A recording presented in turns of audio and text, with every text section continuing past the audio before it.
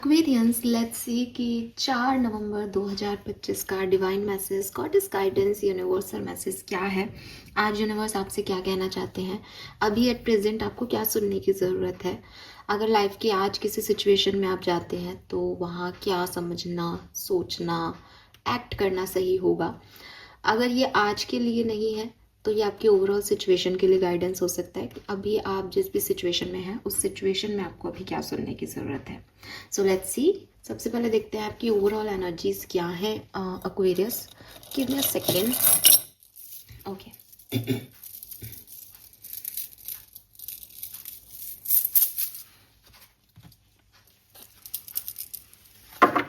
Aquarius, sun, moon, Venus, rising, 4 November 2025 की overall energy. Overall energy for Sun, Moon, Venus, Rising, Aquarius. Thank you.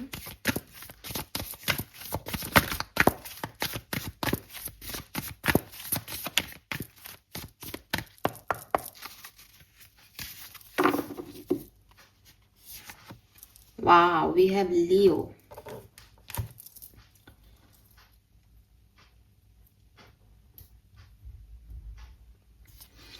Okay. सबसे पहले तो यहाँ लियो energy है। सो मुझे ऐसा लगता है एक्वेरियस कि आज आप हार तो नहीं मानने वाले।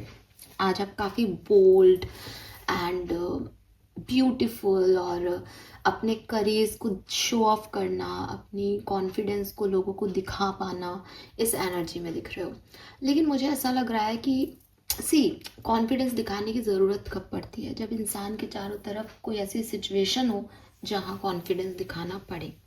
तो मुझे ना वो सिम्बा का डायलॉग याद आ रहा है इस समय कि बहादुरी दिखाने की चीज़ नहीं होती, बहादुर तब बनो जब यू नो ना। सो वही मुझे आपके लिए दिख रहा है कि आप वैसे ऐसी पर्सनालिटी नहीं हो, आप एक्वेरियंस हो, तो आपको ऐसी ज़रूरत नहीं पड़ती कभी कि आप लोगों को दिखाओ कि आप कितने बहादुर हो।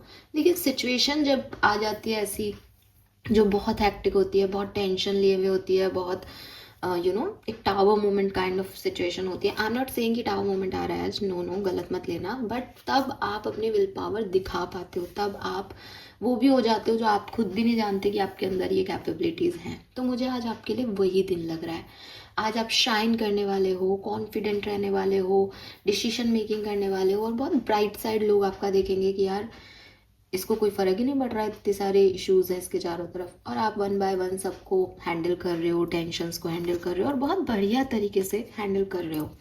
ठीक है, लेकिन मैं ये कहना चाह रही हूँ कि सब कुछ बहुत अच्छा है आज के दिन, शाइन है, ब्राइटनेस है, और दहाड़ है शेर की। मैं अगर मेरे हिसाब से नहीं चले तो मैं खा जाऊँगा या खा जाऊँगी, लेकिन कोई आपके हिसाब से नहीं भी चल रहा है, जिस पे दहाड़ना पड़ रहा है, जिसको ये कॉन्फिडेंस दिखाना पड़ रहा है, ऐसी सिचुएशन आ भी रही है।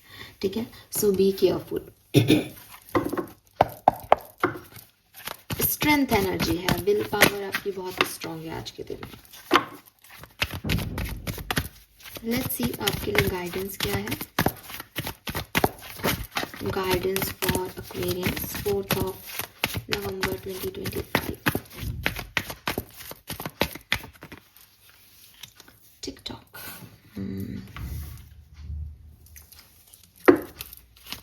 Guidance for Aquarius, 4th of November 2020.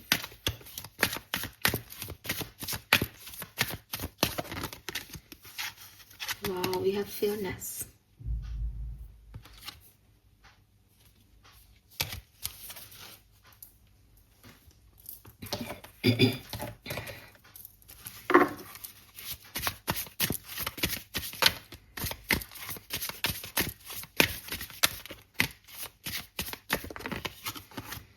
And the unknown.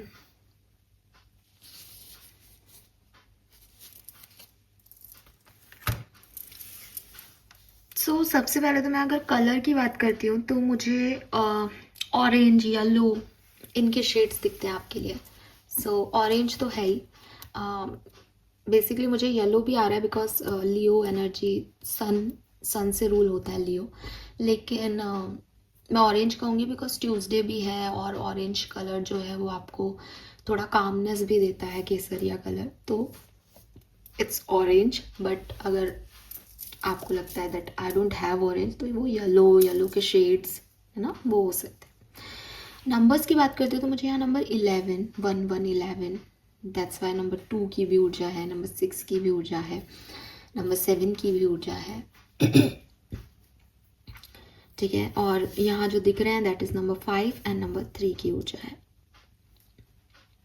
अब आपके लिए मैसेज क्या है?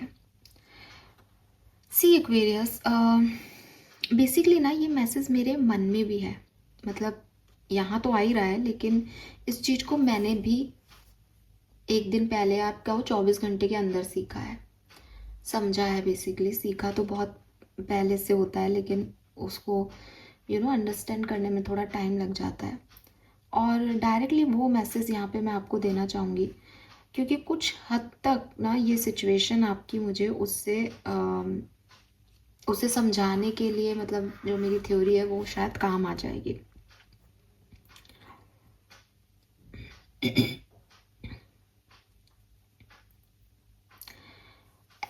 एक्वेरियस, आपने महाभारत देखी है? आपने अगर महाभारत देखी हो तो महाभारत के कुछ कैरेक्टर्स हैं, एंड आप महाभारत देखोगे तो आप कहोगे कि साहब कौरव खराब लोग थे, इसलिए पांडवों को युद्ध करना पड़ा। और जो मेन चीज़ें हमने बचपन से सुनी है कि उन्होंने उनको 5 गांव भी नहीं दिए थे, तो फिर at the end Shri Krishna की उपस्थिति में वो युद्ध हुआ। ये हमें पता है, ये हम जानते हैं।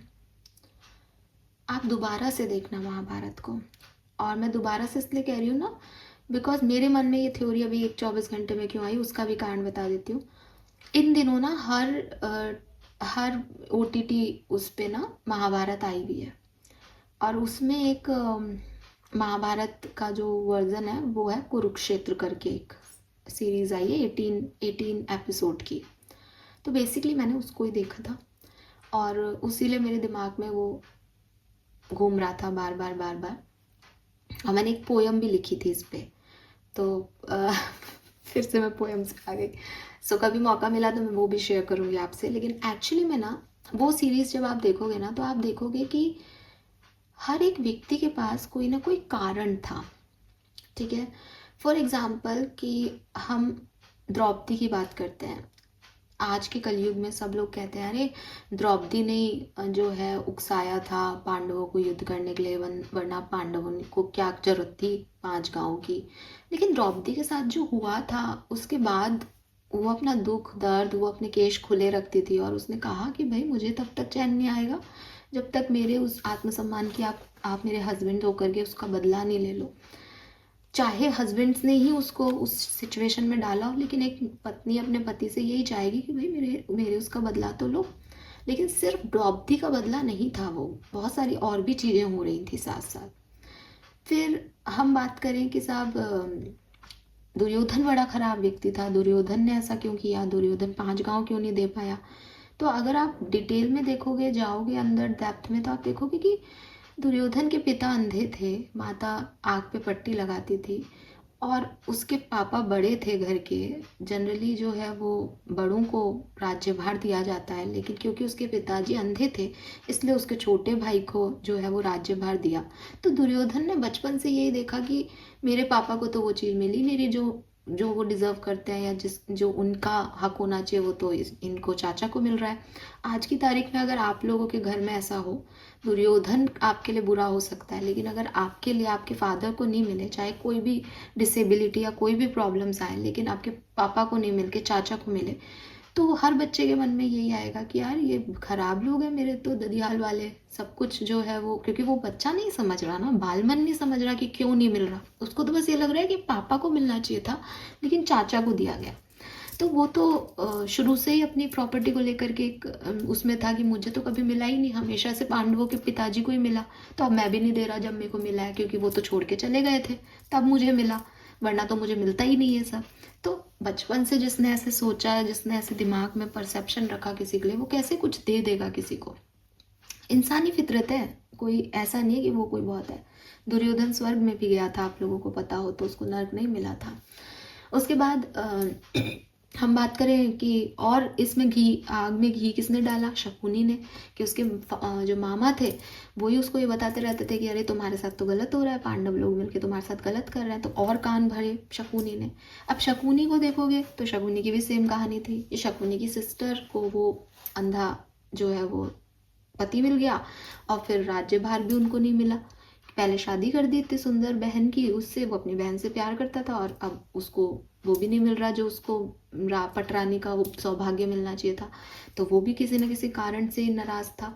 तो वो ऐसे कर करके अपने आप को रिवेंज और अच्छा फील कराता था कि ये खराब लोग हैं, अपने भांजों को भड़काता रहता था। फिर पितामह भीष्म आए। सब कहेंगे कि अरे पितामह ने वहाँ पे अपनी कुलवधू का ध्यान नहीं रखा, लेकिन किसी को ये याद नहीं आएगा कि भाई उन्होंने तो प्रतिज्ञा ले रखी थी।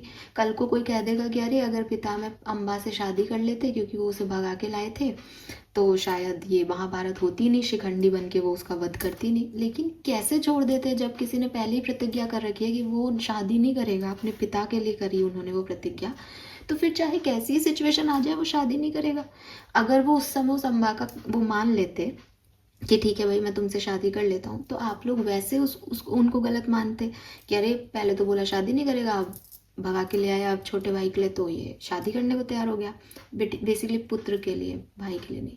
तो वो अपने वादों में थे, वो अपने उसमें कर्तव्य में थे, इसलिए वो कुछ नहीं कर पाए। उन्होंने कहा कि वही हस्तिनापुर के लिए खड़े रहेंगे। तो अगर हस्तिनापुर का राजा जो है वो कोई चौसर खेलेगा, मतलब उनका बेटा कोई चौसर खेल रहा है और वो हार रहे हैं, और सामने वाला कह रहा है कि हम दाव पे लगा रहे हैं हमारी पत्नी को, तो एक सेनापति होके या एक ऐसा व्यक्ति क्या ही बोलेगा जब राज्य के उत्तराधिकारी ये काम कर रहे हैं और लगाने वाला भी लगा रहा है। तो लेकिन हम उनको गलत कहते हैं कि उन्होंने सच का साथ नहीं दिया उस समय, तो उनको वो मारे गए। लेकिन वो तो तब भी बच सकते थे। उन्होंने तो नारी पे शस्त्र नहीं चढ़ाया क्योंकि वो शिखंडी को अम्बा ही मानते थे। तो द थिंग इज कि हम क्या सोच रहे हैं किसी के बारे में, चीज़ें वैसी नहीं हैं। चीज़ों का मतलब, चीज़ों का जो सिचुएशन है वो बहुत अलग है। और जो मैंने ये सब तो पहले से अपन को पता है, काफ़ी डीप लेवल पे अपन ने महाभारत देख रखी है।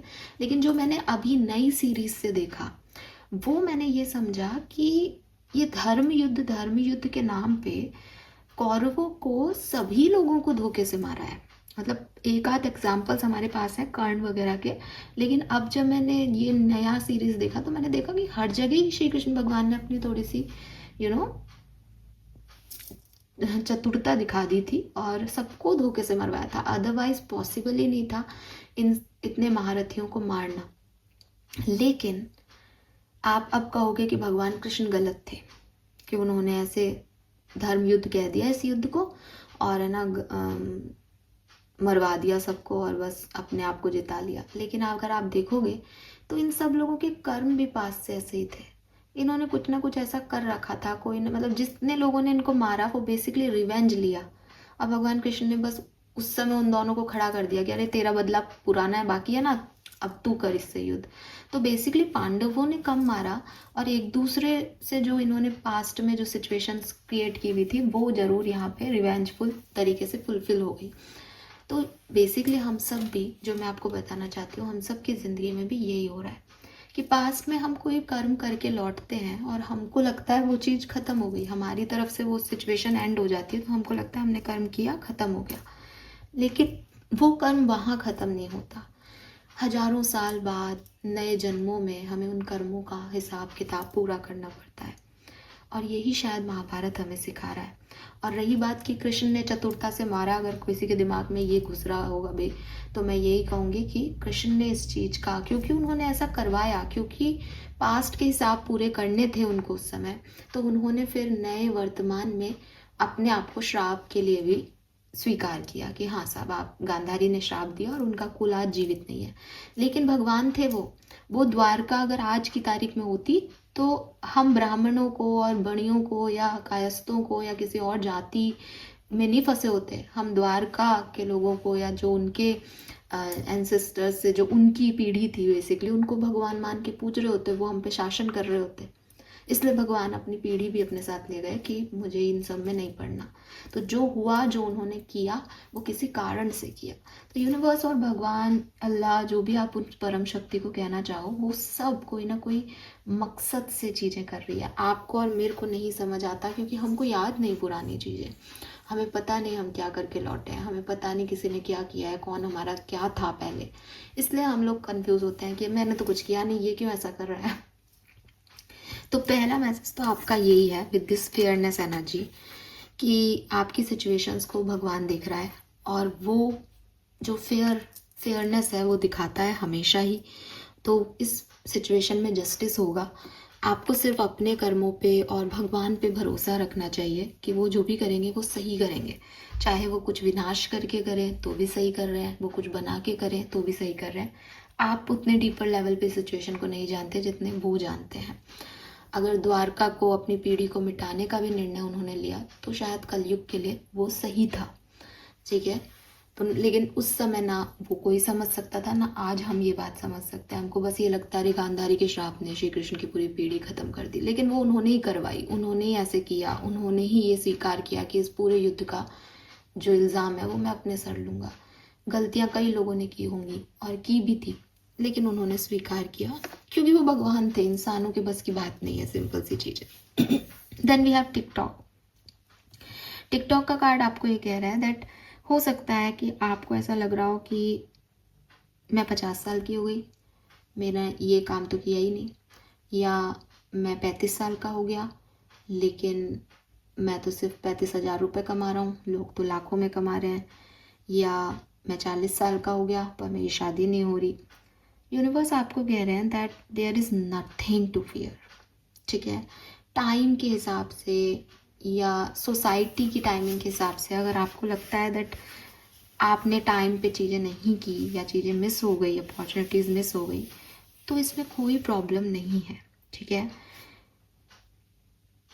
आप ऐसे गाइडेंस में हो या आपको चलाने वाले जो ईश्वर हैं, जो ब्रह्मांड है, वो इतना कैपेबल है कि वो आपकी जर्नी को, जो लोग 20 से 40 साल में पूरा करते हैं, वो 40 से 45 में पूरा करवा सकता है। तो आपको जो डिले कर रहा है वो आपको रनवे पे भगा सकता है, वो इतना कैपेबल है। जस्ट फेथ रखो एक्वेरियस। जस्ट दिमाग में ये मत लाओ कि वो आपको क्या नहीं दे रहा। समझने की कोशिश करो कि जब वो देना शुरू करेगा तब मैं क्विकली इन सबको पीछे पछाड़ दूंगा। मुझे नहीं समझना कि ये क्यों हो रहा है, बट जो हो रहा है अच्छे के लिए हो रहा होगा, ठीक है। तो आपकी जो एंजाइटी है उसको अपनी फेथ से रिप्लेस करना शुरू करो, स्पेशली टाइम को लेके, ड्यूरेशन को लेके, कि ये कब होगा। कि जब ये होना होगा ना तब इतना क्विकली होगा कि शायद कोई अंदाज़ा भी नहीं लगा सकता। फिर शायद हो सकता है कि किसी ने 25 साल में जो है वो नौकरी ज्वाइन कर ली और 30 साल में उसने अपना बिजनेस इतना स्टैब्लिश कर लिया कि वो 1 लाख रुपए कमा रहा है। अब 30 से 40 साल में उसकी बिजनेस की सेम ग्रोथ है, वो हर दिन 1 लाख रुपए कमा रहा है। आपने ये नहीं किया, आपको 25 साल में कोई नौकरी नहीं मिली, आपने 30 में बिजनेस स्टार्ट नहीं किया, आप आज 40 के हो गए और आपके पास कुछ नहीं है। लेकिन जब ये व्यक्ति 40 से 45 में 1 लाख कमाएगा तो आप उस 5 साल में इसकी 20 साल की ग्रोथ को अचीव कर सकते हो, बिकॉज जो कराने वाला है उसकी मेहरबानी आपके ऊपर है। तो इस जस्ट कि वो हायर पावर्स, वो स्पिरिट्स आपसे क्या चाहता है, वो क्या करना चाहता है, वो आपको कब देना चाहता है, उसका सही समय आने का वेट करो। और इसलिए रिलैक्स हो जाओ, फालतू की भागदौड़ में मत पड़ो, फालतू की एंजाइटी में मत पड़ो कि भविष्य क्या होगा। अननोन का फियर रखना बेकार है, क्योंकि सभी का जो सर्टिनिटी है फ्यूचर को लेकर के वो डिसाइडेड नहीं है। सरेंडर कर दो, फेथ रखो और एक क्यूरोसिटी रखो कि क्या पता अच्छा होगा मेरे साथ, तो नेगेटिव थिंकिंग से ज़्यादा अपने आप को पॉजिटिव थिंकिंग देना शुरू करो। ये सोचना शुरू करो कि अगर मेरी ज़िंदगी में मिरेकल हुए, अगर मान लो मेरे पे सैटर्न, शनि की महादशा चल रही है और शनि जो है वो 7.5 की 7 साल जो है वो मुझे परेशान करेगा, मेरी ज़िंदगी के 7 साल तो बेकार जाएंगे। लेकिन 8वें साल में मेरे साथ क्या हो सकता है, क्या हो अगर 8वें साल में मेरी ज़िंदगी एकदम टर्न आउट हो जाए, क्या हो मुझे सारे अच्छे कर्मों के फल मिलने लग जाए। It's okay. तो ये 7 साल आप बिता लो, ये बुरा समय आप बिता लो, क्योंकि आपको पता होना चाहिए कि मेरा ईश्वर मेरी रक्षा कर रहा है, और जब वो मुझे देगा तो मैं देखना फिर क्या अचीव कर लूँगा, कर लूँगी। ठीक है। सो ये आपके अंदर होना चाहिए, बजाय ये कि वो आगे बढ़ गया मैं तो यहीं रह गया, ऐसा नहीं हुआ वैसा नहीं हुआ। नो, इन फियर्स से, इस एंजाइटी से निकलो आप। फाइन। सो ये आपकी एनर्जी है आज की। आप कॉन्फिडेंट हो, आपको अपने ईश्वर पे पूरा विश्वास है, वो आपको ग्रेस दे रहा है, आपको शाइन दे रहा है, ब्राइटनेस दे रहा है। Yes Aquarius. Fine. So this is all for you. Hope ये आपसे रेजोनेट होगा। चैनल को लाइक और सब्सक्राइब कीजिएगा। Bye bye.